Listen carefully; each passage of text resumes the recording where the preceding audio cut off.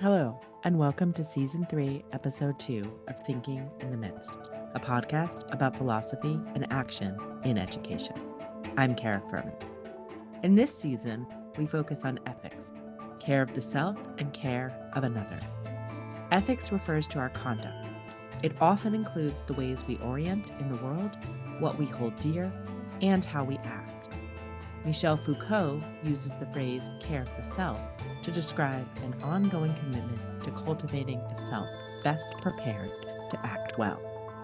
In this episode, I focus on care of the teacher's self, specifically around their autonomy.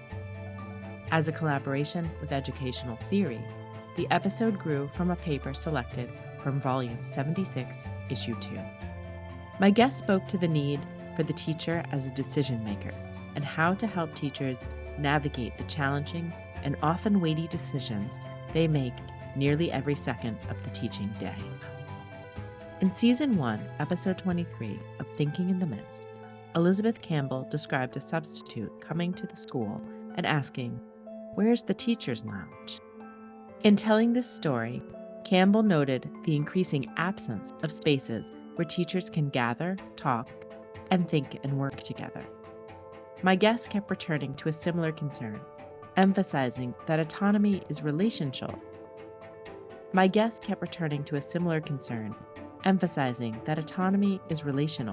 And teacher autonomy requires work with others. They also emphasized that teachers absolutely need autonomy to do their work well and to do right by students. Teachers have been stripped of this autonomy over many years, with their capacity to teach well and to teach joyfully greatly hindered.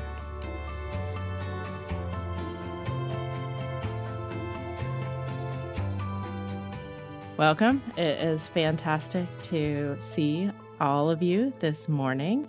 And we are talking today about autonomy and teaching. And this is part of a special episode that is showcasing a paper in educational theory, in this case written by Alex Chang. But we have three different experts to talk about this topic this morning. And Alex, can you introduce yourself, please? Sure thing. So my name's Alex. I am a third-year PhD student at the Harvard Graduate School of Education. Before coming back for a PhD, I taught middle school English language arts and social studies for about 7 years, first in the Boston Public Schools and then in a couple different districts in Michigan. And before that, I was a philosophy major in college. And so coming back to grad school was really a way to sort of bring those two loves together, philosophy and teaching. Wonderful. And Frank, why don't you tell us a little bit about yourself? Sure. My name is Frank Marino. I teach 8th grade social studies at MSA 39 in District 15 in New York City Public Schools. I am also a chapter delegate for the UFT and a member of the MORE Caucus, is the movement of rank and file educators. This is my 13th year teaching. Congratulations, and thank you for joining us on your school break. Appreciated. And PJ, welcome. Yeah, hi. I teach at Appalachian State University in the mountains of North Carolina, where I teach foundations of education courses. And before this, I was a high school English teacher and a director of an alternative school within a school. And I have been fascinated by the idea of autonomy for a long time, so I'm excited to dive in here. Wonderful. So I thought about titling this episode on teacher autonomy, and I decided not to link them in quite that way. And partially, I think that's because, Alex, in talking with you, we've already discussed that autonomy is a really important thing to be talking about in terms of teaching. It's not necessarily a good thing that we're calling for it. It's not necessarily a bad thing that we're trying to repel either, but it's more a quality that we should be thinking about in relation to teaching. So, Alex, why don't you tell us a little bit about the work that you've been doing in teacher autonomy and a little bit about some of the arguments that you're making. And then I'm going to ask everybody to explain how you see autonomy in teaching. Absolutely. So, like I said, I came back to graduate school after some years in the classroom. And during my first year in my PhD program, I found myself reading reports that emphasized the importance of teacher autonomy, which at first really struck a chord with me as a former teacher. Of course, teacher autonomy, let's go. But when I looked closer at how the reports were defining autonomy, either implicitly or explicitly, I started to feel a disconnect between sort of the report's emphasis on individual choice and control and my own experience working in schools. So, in particular, I thought about my first few years of teaching, where the prospect of choice, say choosing which book to read to 100 sixth graders, was really frankly paralyzing for me. And when I thought back to the moments of teaching when I felt most self-efficacious, most empowered, was not when I was teaching, with my doors closed, but was when I was on a team of teachers that I felt really connected to. And so my suspicion of this more individualistic, choice-oriented conception of autonomy was further reinforced by experience in other schools where the culture really reflected that egg crate picture of teaching, where teachers closed their doors, acted for the most part in isolation. And it just seemed to me that the picture was missing something critical about what makes autonomy really valuable to our practice as educators. So in grad school, I started reading some more about autonomy as a philosophical concept, coming across accounts that either challenged or at least complicated the view of autonomy. And I started working on this particular paper after taking a class with my advisor, whose own scholarship generates and uses case studies to examine ethical issues in education. And one particular case, the one that centered in my paper, provided what I saw as a really fascinating example of how a teacher's autonomy may be at stake, despite on the surface having the ability to make a choice. So in the paper, I use the case to draw out how the main character, Adriana is her name, how Adriana's autonomy is threatened not by constraints on her capacity to choose, but constraints on her capacity to stay grounded in her values and commitments as an educator, what Doris Santoro refers to as a teacher's moral center, kind of their North Star. And to do that, I draw on political philosopher David Enoch's distinction between autonomy as sovereignty and autonomy as non-alienation, which we can understand as the first being the value of autonomy that comes with being able to make a choice, so kind of being a sovereign over your decisions. And the second of which is the value of autonomy that comes with living in accordance with your own values or commitments, so resisting alienation from what you care about. And so, put simply, according to Enoch, the value of autonomy lies in both decision making, but also in a sense of what we might consider a kind of authenticity. And this authenticity aspect really intrigued me, especially in light of Doris Santoro's notion of a moral center. It just seemed right to me that a teacher's autonomy is intimately wrapped up in what they care about as teachers.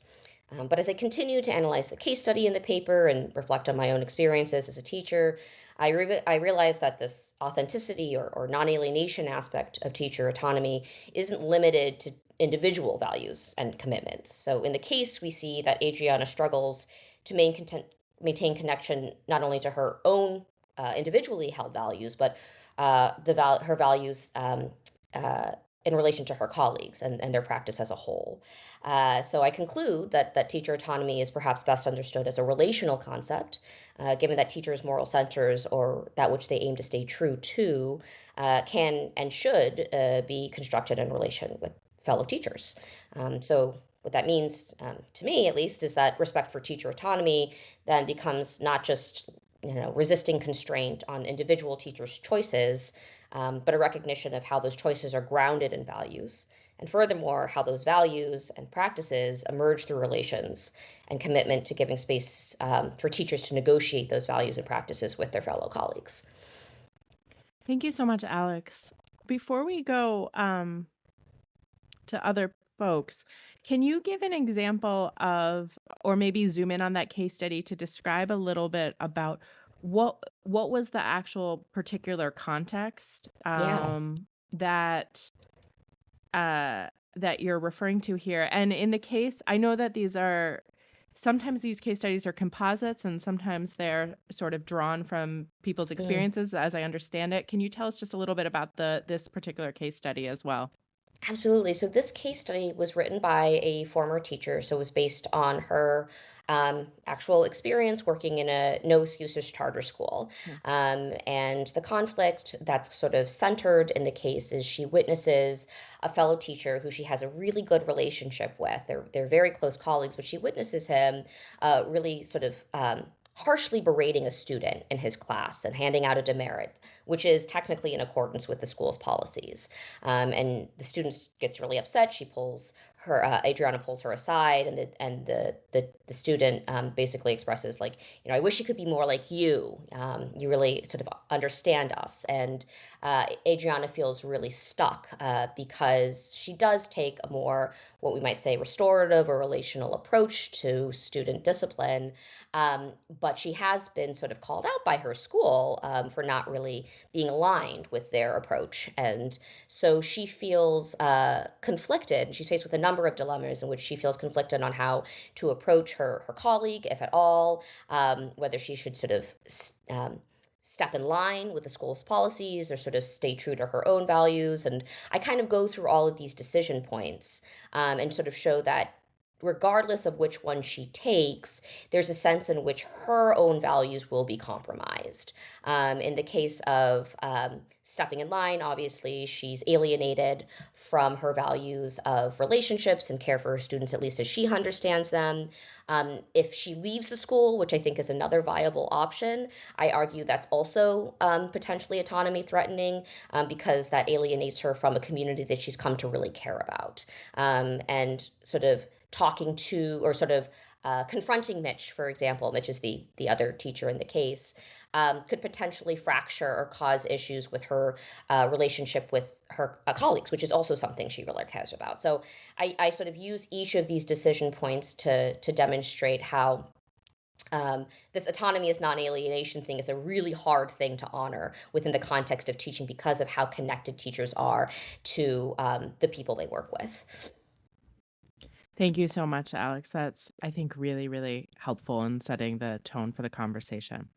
I'm going to have a zoom out from the particular a little bit. PJ, as I understand it, the work that you've done with autonomy, a lot of it is conceptual and sort of articulating what this term means and how it can mean. And so I'd like you to give us a little bit of a sense of what you found with what autonomy is. And Uh, also why it spoke to you as somebody who's interested in foundations in teacher education. Okay. Well, first, I just want to say, Alex, I really enjoyed reading your paper, and I find that I took a different pathway, but I find myself really resonating with and coming to the pretty much the same general area that where you get to. So am enjoying the conversation and the way you're thinking, and I like the distinctions you're making. I think that's really helpful. I think where I came at it from thinking about students. So much of at least I was encountering as a teacher, there was so much encouragement to encourage students to be autonomous. And then I looked at what we were doing in the classroom, and I had questions about what autonomy meant. If we were rewarding compliance as being autonomous, what kind of what does autonomy mean? And I also was looking at so the whole notion of choice within autonomy is so much the autonomy literature seemed to be on this sovereignty issue, as opposed to something thicker and really looking at grounded in experiences of many of my students, especially working class or students of color, within a system that promised autonomy building, yet their choices seem to be constrained by the context of schooling. So I was kind of like running up against like, so how do we square these choices students are making? Is this real autonomy? And so what might autonomy really do for us? And so I went down the relational aspect as well, and really have come to the conclusion that autonomy is a relational concept, that we are not isolated atoms, and that we need each other.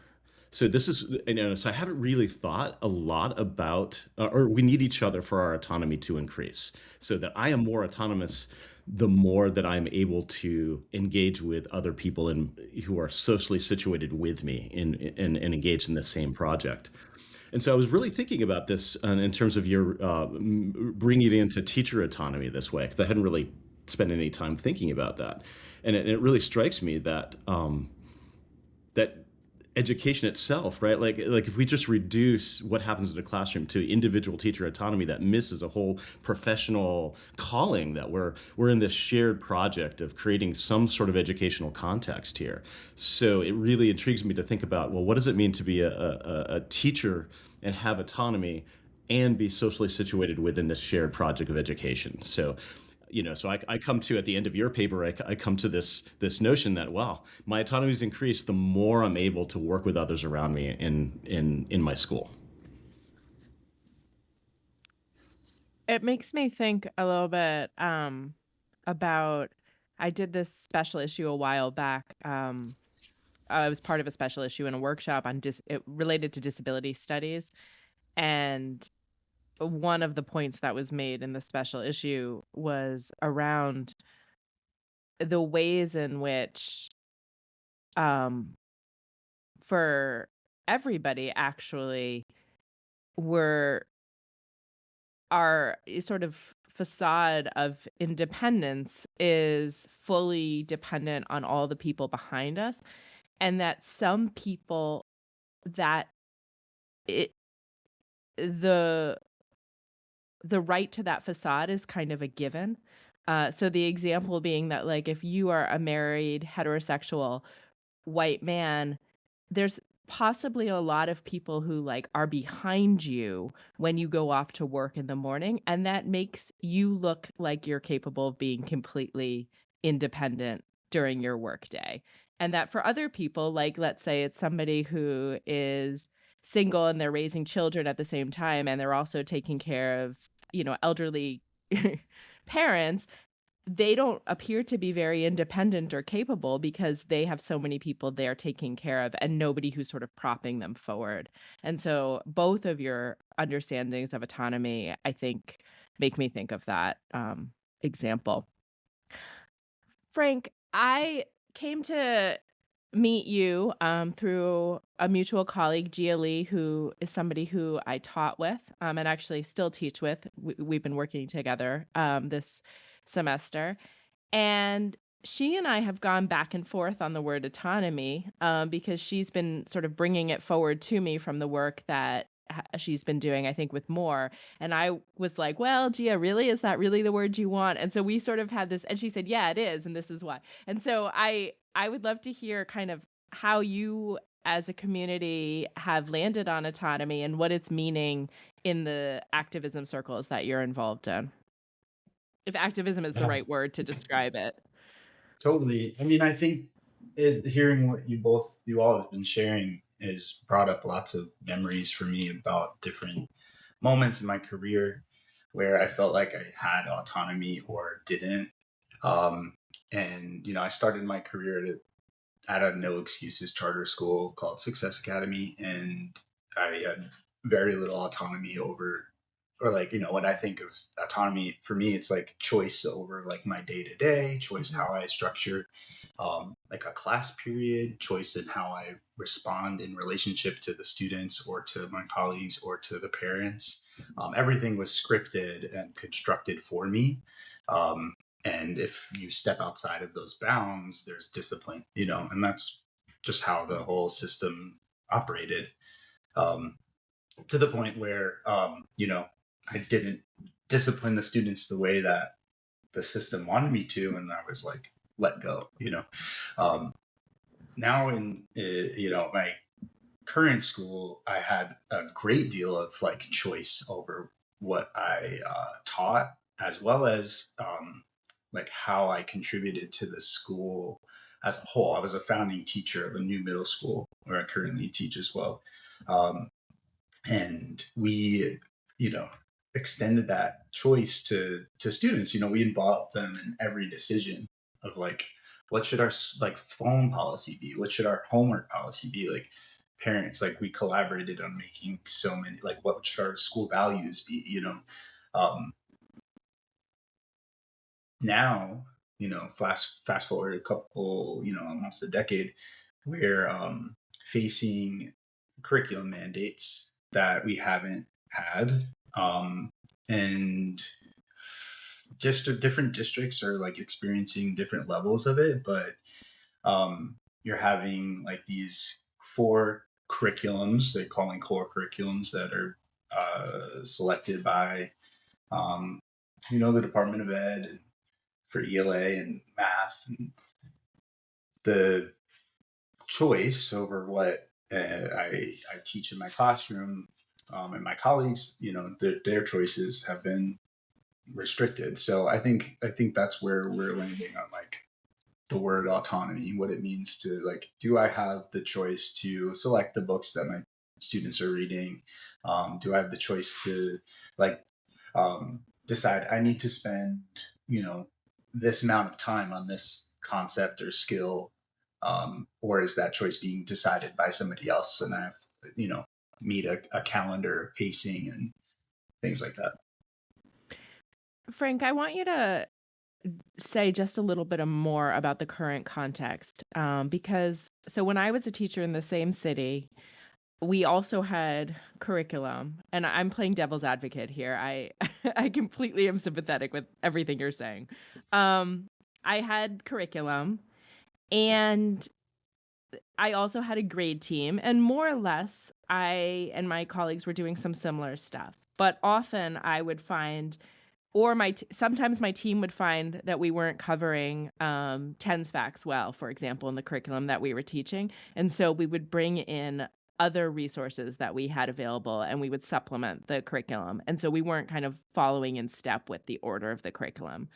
Other times, for example, I didn't want to teach memoir or personal narrative was being taught in elementary school. I didn't think that was working very well for my students. And so I decided to teach sort of small moments and focusing closely on a particular situation, not by focusing on personal narrative, but by using poetry, and then later by doing fiction. So those were things that I was able to do. I had explanations that I gave to my principal. I always worked with wonderful administrators who were willing to listen to my explanations. My grade team colleagues sometimes were a little bit annoyed, but they also were willing to listen to my explanations. And the curriculum helped me teach better, but it wasn't the law, so to speak, of what I was doing. Tell me how things have changed. So I think we could start with like the NYC Reads and NYC Solves, like initiatives that the city has pivoted towards under the Adams administration. So the city has mandated that all ELA curriculums in elementary school and slowly rolling out to middle school be selected from a couple of different options, like curriculum developed by HMH, Wit and Wisdom, which is I think Great Minds, and EL, which is EL Education. So that's for NYC Reads, and then for math, it's all illustrative math. So there's these like kind of corporate created curriculum that are being mandated to be used in classrooms from pre-K through K through 12. And this is national, and I think I'll turn it to PJ and Alex to chime in on this. I would actually say that there continues to be more freedom in the New York area than there is in a lot of other parts of the country as well. So this is a national trend, with many places going towards fidelity to the exact script. Teachers are being audited. They need to be exactly on a particular page at a particular time with a particular word, with a particular motion. And then in most of the classes I've been in New York, that happens in some places, but more or less the teachers are still making some choices, but they're making fewer choices. Does that sound about right? And do other people want to chime into that? Yeah, I mean, I think it does. I think it's a huge system. There's Mm-hmm. tons of schools and administrators that make decisions and superintendents that run their districts differently. And so there are some districts that are, the teachers are being expected to do what you just described, but Mm-hmm. and then there's some that have less of that. And Mm-hmm. I think what we're worried about in the Moore Caucus is it is that shift because Mm-hmm. we have had so much autonomy for so long. Teachers have created so much incredible experiences for their students. Like even Mm-hmm. a district like mine, District 15, which is known for being like a progressive district that has Mm-hmm. specifically like put forth like experiential education as like the thing that we do. Mm-hmm. It's being erased. Yep. Yeah, and I'm seeing that too. Alex, did you want to chime in on that? Yeah, something I'm thinking about is sort of how the choices and the erosion of choices, Frank, that you're talking about, um, to what extent sort of the threat to autonomy or the violation of autonomy is sort of found in sort of the choices themselves, which as Kara is saying, on a day-to-day basis, teachers are still making, hundreds of micro decisions and micro choices, but the ones that we really care about, like what we're putting in front of students or sort of how we're communicating with parents and students about behavior, something I wonder about, based on sort of how I think about autonomy as like PJ said, a sort of a thicker concept, is whether the threat comes from the exclusion of teachers from the decision making process, where what they care about is and can be reflected, and so something I've started thinking about is when I work with new teachers, or pre-service teachers and at Harvard's teacher prep program, and the thing that I encourage them to do when sort of they talk about sort of their autonomy being threatened or wanting autonomy in whatever school they work at is, I encourage them to sort of think about how are they going to advocate for their ability to be part of the conversation where these decisions are being made, whether that's grade level meetings, department meetings, or even at the district level. Because I think what I personally see with all these curriculum mandates, and these top down measures is maybe less of, okay, teachers, we're giving you less choices to make. Which I think everyone, or not everyone, but which I think can be defended as like, oh, we're protecting teachers' time, we're making it easier for them. And really, the violation there is we are excluding you from the conversation, and we're not treating you as full agents, whether that's moral agents or epistemic agents, to really voice what you care about based on your expertise, in this practice. And so autonomy more as teacher autonomy reflected more in the process of negotiation and deliberation with others who share your craft, as opposed to the enactment of whatever those decisions come to. PJ, as I'm hearing all this, it's kind of firing all kinds of thoughts and anecdotes about how the autonomy for teachers is deeply symbiotic and connected to the autonomy for students. I don't know if you want to comment on that or if you want to join in on another area, but I want to give you the space to do that. Oh, I guess I have two areas. Mm-hmm. One is philosophical that kind of sparked, and I hope I can hold on to it because I'll be more practical. Let's say so I also see schools in having different levels of impact on these mandatory changes that you're talking about here. And at higher ed, we are the so-called bastion of freedom and autonomy as professors, and that's gone. I had a colleague use this is a graduate course for master's students who are becoming principals, and he used a queer theory text, and out of one reaction by a student, the entire course was canceled without any input by our faculty. So it was pretty swift and dramatic. So, yeah.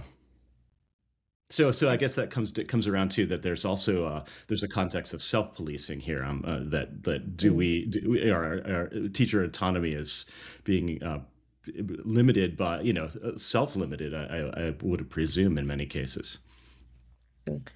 Absolutely. I'm going to give an example and then I'm going to turn to the philosophy. And PJ, I'll come back to you because you had said you had another direction you might want to go into. This will be my segue kind of into the philosophy. So when I graduated, as I was graduating from my master's in teaching program, I was reading one of Debbie Mayer's books. I'm not sure which one. And she was talking about how the smallest decisions we make in practice, like whether or not children wear hats in the classroom, these have democratic implications. And we're not going to let children decide every single thing that happens. Like that would be sort of chaos. And I personally don't think my own children are ready to make every decision. And sometimes I say, like, this is not for you to make. There's some safety involved, but whether or not you wear a hat in a classroom seems like a relatively low stakes opportunity to practice democracy.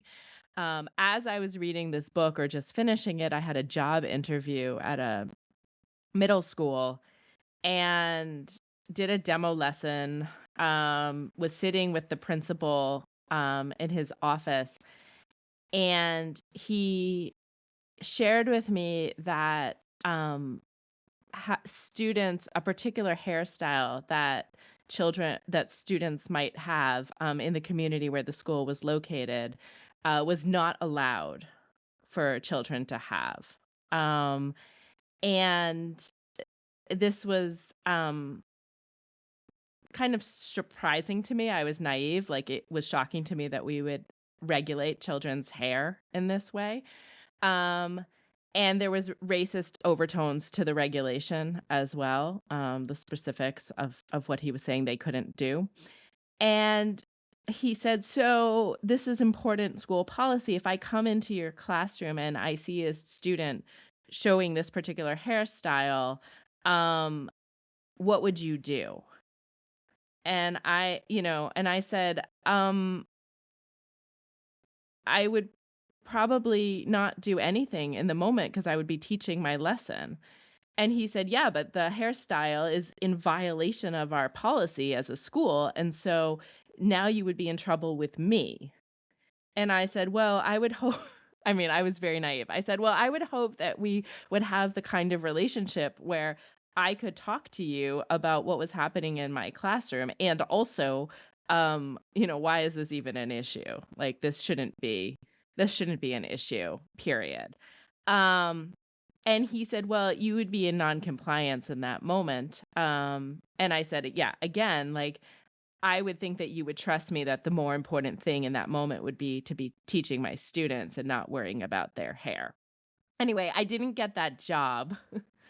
And I wouldn't, and I was wise enough in the moment to know that that was not a place for me to work. But I do often think about what happened to the children in that school if that question was being asked in the interviews and everybody who answered somewhat like me wasn't going to get the job. So for me, that's an example of kind of how autonomy in a more extreme and sort of violent way is affecting kind of everybody in the school environment, with one person choosing what the rules get to be and who gets to make decisions.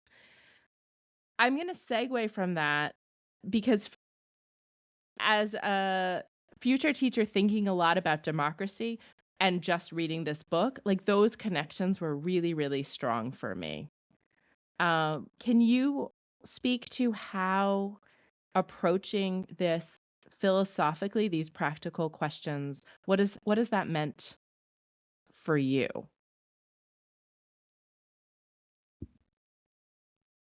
And is there someone who wants to? Yeah, Frank, you want to jump in? I wasn't sure who you were directing it to. I haven't really thought about it too philosophically, honestly. Like, the day to day of like teaching, and trying to like be in the movement for moving our school system towards a more just and racially just public school system. It's like it feels very existential, and just like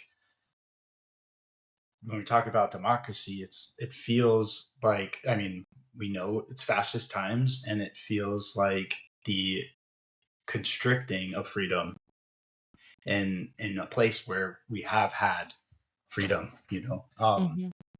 to see it, and to see the ways that, like, it's just grinding down my colleagues. Like, we were a school, a chapter that was very active. Like, we staged a sick out during COVID that closed our school when no one in the UFT was supporting that. Like, we're the only school in the whole city that closed down, when they wanted to keep it open, and when it came time to try to fight against these mandates, we put up a little bit of a fight, but they just were like, nope, this is what we're doing. This is what we got to do. Like, our admin kind of lost their fight, and for whatever fear of retribution on their part, and now, like,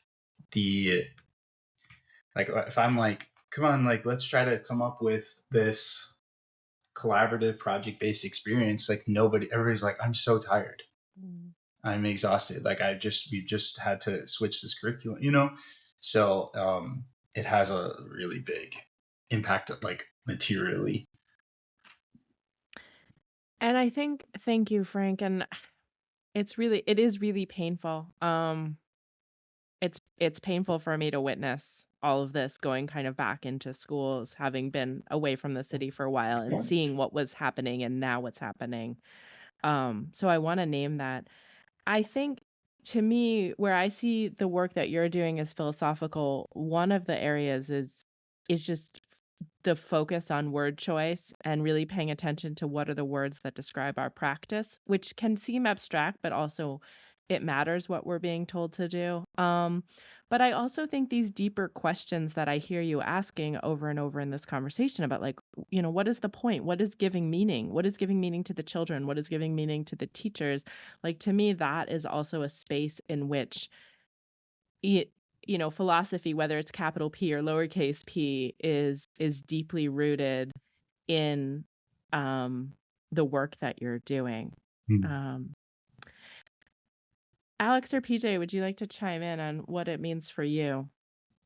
Yeah, I can speak a little bit maybe to sort of how philosophy is maybe a habit of mind, or dare I say method, maybe impacted the way I came upon this work. I totally echo what Frank was saying about sort of the ways in which teaching and working in any educational environment really sort of forces you to confront very basic ethical and existential questions, as you're sort of, confronted with the other, whether it's the student or a colleague or a principal who's questioning your decisions.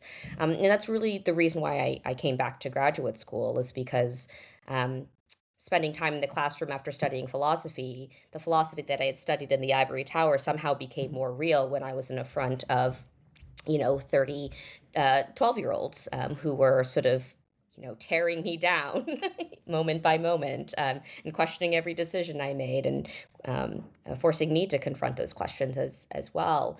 And so I think when I sort of came back to graduate school to sort of explore sort of these more philosophical underpinnings of what it means to be a teacher, the sort of name or the concept of autonomy kept coming up, and it seemed so loaded in the literature, in a way that I found really intriguing, and it was used with, I think, more or less seriousness depending on the context of the writing, and it compelled me to sort of look deeper into it.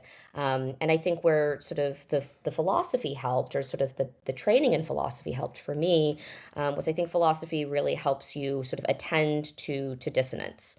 And I think that's what really led me to keep reading and thinking and talking to others about this idea is because what I was reading in the literature was dissonant with my own experiences, and also what I was hearing from others. And so whether it's through case studies or having these conversations, sort of the healthy skepticism I think that comes with philosophy was instrumental in helping me you know keep trying to not necessarily find alignment or consensus necessarily, but at least try to unpack further the thickness of this really high stakes concept that is becoming increasingly relevant to our educational context. Thank you, Alex. And what about you, PJ? So it's interesting. I don't teach philosophy. I work with mostly sophomores, in college who are exploring becoming teachers, and I really have this challenge of thinking about what am I doing? Am I preparing them to fit into a system? Am I, preparing them not to fit into a system? And I've kind of landed on I'm not preparing them to fit. Like so, I don't want them to feel part of the machine, which creates some challenge for them and for me. And I guess I can't let go of my philosophical roots in terms of everything I'm doing is that I'm trying to figure out, well, if I hold these philosophical values, what does it mean within the context of the constraints I have within this context, and how do I help these people understand this philosophy, these ideas, and engage philosophically with each other, even if we're not even naming those things as the details. I don't know if that makes sense. Mm-hmm. Yeah, absolutely. So I'm a pragmatist. So, am I a pragmatist? I don't know if I claim that language, but I guess I'm mostly influenced by pragmatism. And so, I walk around with my Deweyan lens everywhere. And so, how do I create an experience in which people can experience these things and learn these things with each other? So, I guess I find myself overlapping with a lot with what Frank and Alex are saying here. All of you have named a context where I think it's fair to say autonomy is not highly valued or being cultivated. And it's most definitely influencing teachers, and it's most definitely influencing students. And I think I heard this a little bit in what you were saying, PJ. Like, we can see this when we're teaching college sophomores, that most of them have not gone to schools like what Frank is describing. Yeah, it looks like you had a comment there. Oh yeah, so I'll put democratic schools in front of them, documentaries or articles or books, and they don't actually understand what they're reading or seeing. Like they can't actually make sense of it because they've never experienced it. So it feels like it's such a foreign concept.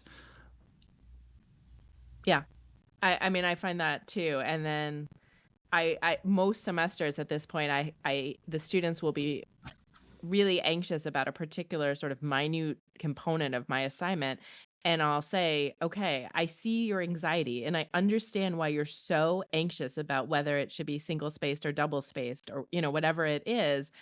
Like, that's not on you, because you have been penalized, picked on, criticized now for your entire education for really petty things. And so you're showing up in my college class terrified about how you're going to be criticized for having your own thought. But this is a space where that's what I'm asking for, and you're safe to do this. And these are all the things that I'm doing. I'm not grading the individual assignments. There's all kinds of things I'm doing to make space for that kind of thinking.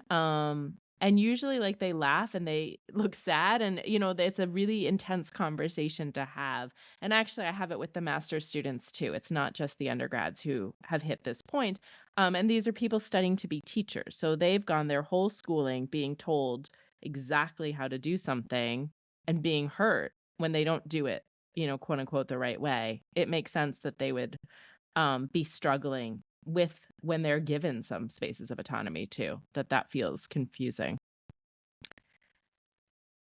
So this is a reality that we're sort of facing.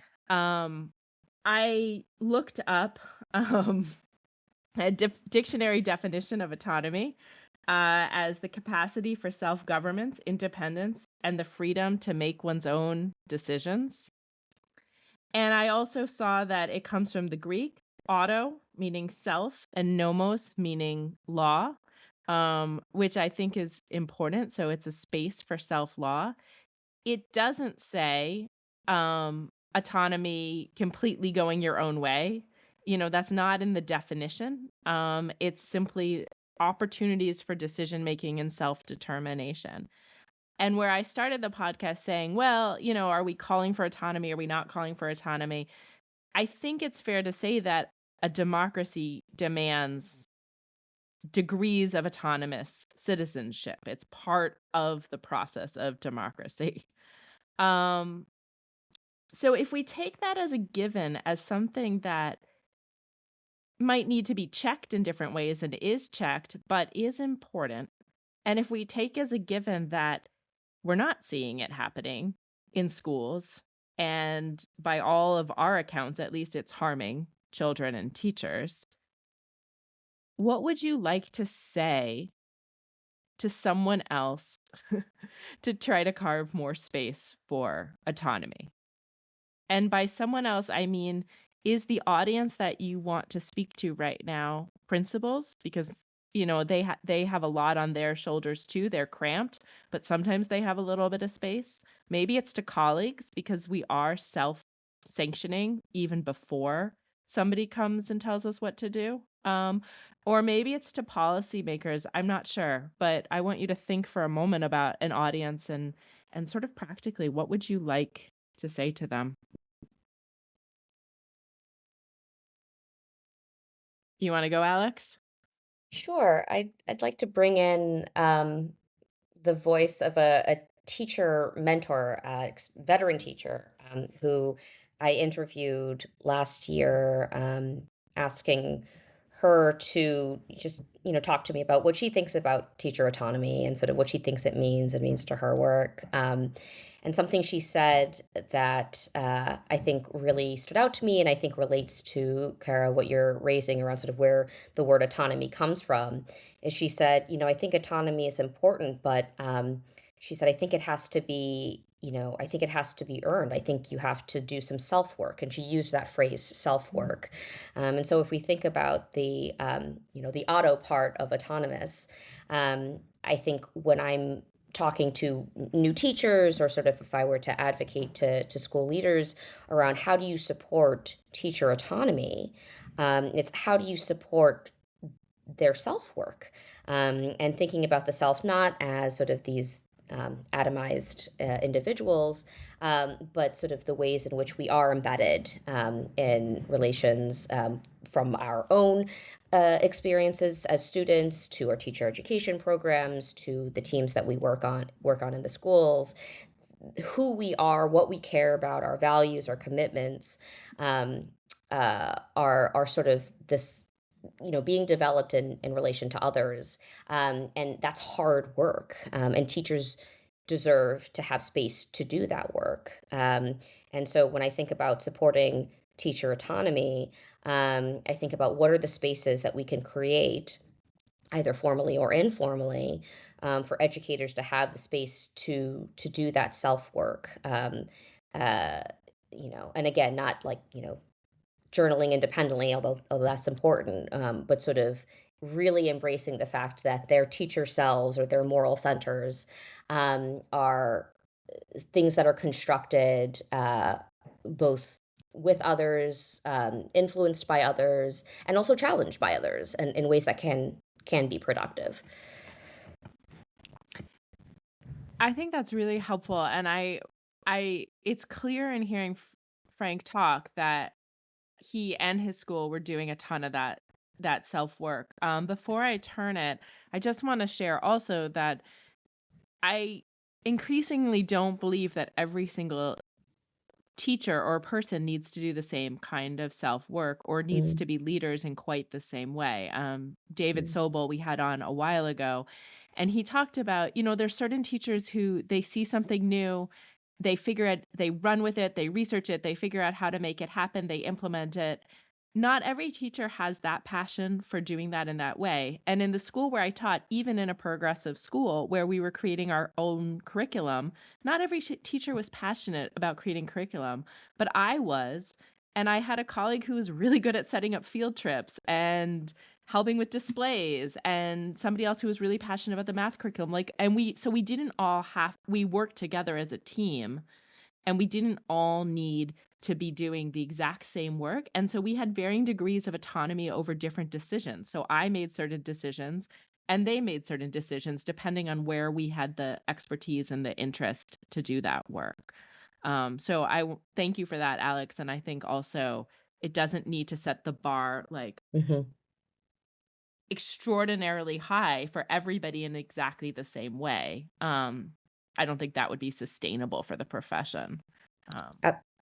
Yeah, absolutely. I think that, again, thinking about sort of how, when we think about what it means to be part of a team, a teaching practice, what we are able to do as a team can be distributed.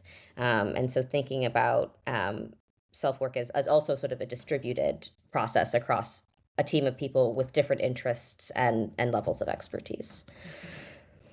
PJ, what would you want to say? And maybe it's to your students. I mean, who would be the audience and who would you want to talk to? It's too big. I mean, there's so many right now. But one I'll bite off a bit of this and say what's been coming up as I've been listening is I'm reminded of how many times I've talked to students and they respond to me when I like push on this general issue of autonomy, that they're looking for direction. They want, just tell me what the curriculum is and I'll teach it. I'll bring my creativity. So there's a thread of autonomy I hear in that response, but there's also kind of a desire not to be autonomous in a certain kind of like powerful way. So I wonder, or I would posit that is even a notion of what it means to be a teacher that has not been tied to autonomy in a rich way. There's kind of like maybe a folk understanding of what it means to be a teacher that's more somebody who is creative within curricular bounds. And so I would like to shift that whole notion of what it means to be a teacher, is that we create contexts in which teachers recognize themselves as having agency, as having some sort of relational autonomy. Like, I'm not even sure that there are many teachers that even would understand that notion of what that teacher is. I think that is also, really interesting. And what I hear in there is also the fear. What I hear from my students a lot is, I recently shared a video about phonemes, and a student said, "Oh my gosh, I've been teaching sounds wrong. And what have I done?" And I said, "You haven't done any, it's okay. You've been teaching other things and now you know something new, and other people have been teaching these children too. Like, you're not ruining children because you didn't teach the sound B correctly, I didn't really teach it correctly either back in the day, but actually my first and second graders still learned how to read, even though there was things that I now know better that I would do differently. And some things that I now know better and I still struggle to do differently because I'm just not that good at making certain kinds of sounds, So I think that I agree with you. And also I think that whole cushion of we're in this together and things are going to go a little bit differently. There's no certainty here. And that's okay too. Yeah, if I can just jump. Please. So that reminded me of, I was a first year teacher and feeling I was the worst teacher in the entire universe. Like, I was failing every day, right? And this wizened old teacher, very experienced teacher, took me on a walk and she said, "You're not going to ruin them in one year. Just chill out. Just try." Yeah. Absolutely. Yep. And you get to wake up the next day and do a little bit better. Yeah. I want to give you, Frank, the last word. I think being in a K-12 setting is a beautiful place, and I miss that work tremendously. And it's really hard right now. So what do you think we all need to hear. Well, I'll say I agree with all that's been said. Like, I think there's no one like teacher. There's, everybody's going to find their way. And I think that is my belief, is that like this job is a human job, it's an intellectual job, and we should treat teachers as such. Not everybody is going to want to create curriculum, but I, I know that I've taught best when I've been a part of the creation of the thing that I'm now delivering in front of a classroom. Um, and so if we can create the space for teachers to work together to do that practice of like actually deciding what is it that we want our students to know how to do, or like know how to create, and then walk together through the like beginning to end of that thing, and then reflect on like how did it go, and like get feedback from the students, what went well, what is missing. That is worthy of creating the time in the class, in the school, in the day, in the teacher's program.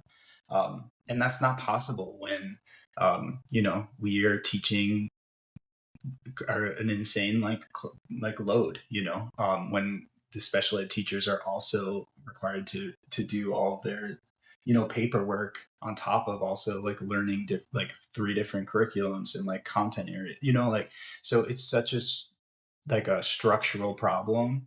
And that's where these curriculum mandates, this boxed curriculum that's created for a national audience, it's solving that problem, um, of saying, oh, we can't hire more teachers, we can't reduce the workload, so we'll just cut this whole section out of a teacher's job description, and they won't have to worry about it. And so my message is like, if we want kids to be creative thinkers, we have to allow teachers to be creative thinkers. I think that's a really important place to end, and I hope that people heed it and think about where to carve that space for themselves, and also where to carve that space for others as well. Thank you very, very much for your time. Thank you. Thanks, yeah. And that is our show. Many thanks to Alex, Frank, and Peter for taking the time to talk with me. Please note that opinions expressed on Thinking in the Midst are solely those of the host or the guests interviewed. Much gratitude to Educational Theory, the Philosophy of Education Society, and Hunter College for ongoing and enduring support of this project. As always, do subscribe to the show and leave a rating and a review to help others discover as well.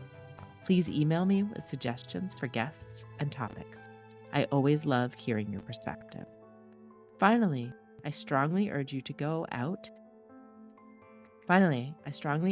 that you go and read Alex's full paper in Educational Theory. And while you're there, why not read the whole issue? So until the next episode, I'm Cara Furman, and I'll see you next time.